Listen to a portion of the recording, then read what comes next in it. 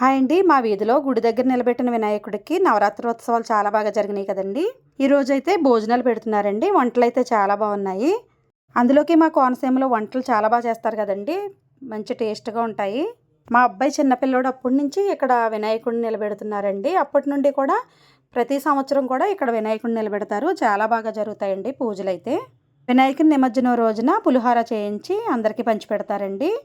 ఇప్పుడైతే ఈరోజు ఇలా భోజనాలు పెట్టుకుంటున్నారు.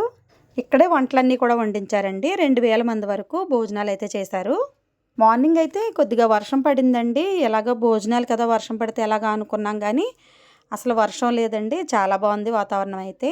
వినాయకుని దయ వల్ల భోజనాలు అయితే చాలా బాగా అయినాయండి. ఈ వీడియో అయితే మన ఛానల్లో పెడుతున్నాను, చూడండి ఇంట్రెస్ట్ ఉన్నవాళ్ళు.